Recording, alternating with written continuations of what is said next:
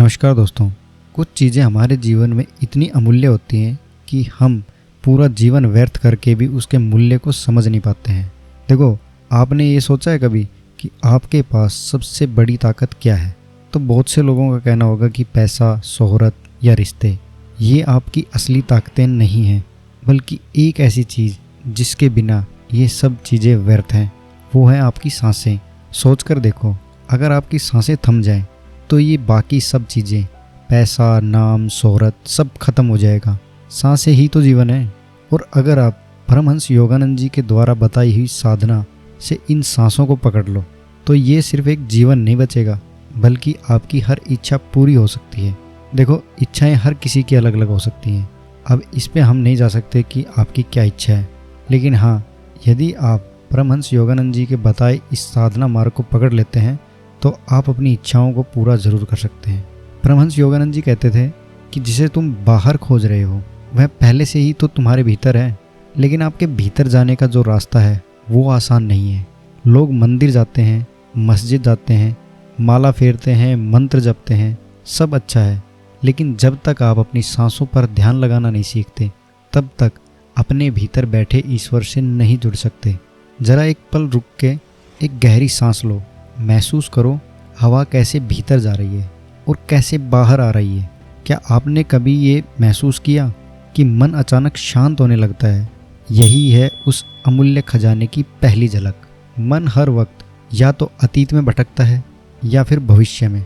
कोई भी इंसान वर्तमान में जीना ही नहीं चाहता, और ये सांसें ही वो पुल है जो आपको अतीत और भविष्य से खींचकर इस वर्तमान क्षण में लेके आती हैं। एक बार एक व्यापारी ने योगानंद जी से पूछा कि उसका व्यापार डूब चुका है, परिवार भी टूट चुका है। गुरुदेव, मुझे भगवान ने छोड़ दिया।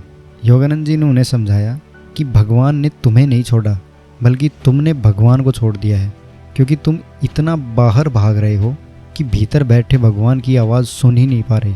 फिर उन्होंने कहा, आज से हर दिन अपनी सांसों पर ध्यान देना शुरू करो। सांस अंदर जाएगी तो मन ही मन कहे कि मैं अब शांत हूँ। जब आपकी सांसें बाहर आएँ तो कहना कि सब कुछ प्रेम में है, और धीरे धीरे तुम्हारी सोच साफ होने लगेगी और आपकी ज़िंदगी बदल जाएगी। एक महिला अपने झगड़ों भरी शादीशुदा ज़िंदगी से परेशान होकर योगानंद जी के पास आई। उन्होंने कहा, गुरुदेव, मेरा घर नर्क बन गया है। योगानंद जी ने बस इतना कहा कि जब भी तेरा पति तुझे गुस्से में बोले तब तू केवल अपनी सांसों पर ध्यान दे, जवाब मत दे, बस सांसों को आते जाते महसूस करना सीख। कुछ ही हफ्तों में घर का माहौल बदल गया, क्योंकि जब उसने सांसों पर ध्यान लगाया तो उसने अपने मन पर काबू पा लिया। और जब मन काबू आ जाता है तो बाहरी हालात अपने आप बदलने लगते हैं। सोचिए, आप गुस्से में होते हैं तो सांसें तेज हो जाती है, जब आप उदास होते हैं तो सांसें भारी हो जाती है, और जब आप खुश होते हैं तो सांसें आपकी हल्की हो जाती हैं। तो इसका सीधा सा मतलब ये है कि सांसें सीधे सीधे आपकी भावनाओं से जुड़ी है, और अगर आप सांसों पर काबू पाना सीख ले तो भावनाओं को भी काबू कर सकते हैं। यही कारण है कि योगानंद जी बार बार कहते थे, सांसों पर ध्यान लगाओ, जो चाहो वही मिलेगा। कल्पना करो कि आपका रेडियो गलत फ्रीक्वेंसी पर है तो क्या होगा? सिर्फ शोर। लेकिन जैसे ही सही फ्रीक्वेंसी पकड़ते हैं तो आवाज़ साफ हो जाती है। ठीक वैसे ही आपका मन है। अभी आपका मन चिंता, गुस्सा, ईर्ष्या जैसे गलत फ्रीक्वेंसी पर अटका हुआ है, लेकिन जैसे ही आप सांसों पर ध्यान लगाते हो तो मन की सही फ्रीक्वेंसी आ जाती है, और तब आपको भगवान की आवाज़ साफ सुनाई देने लगती है।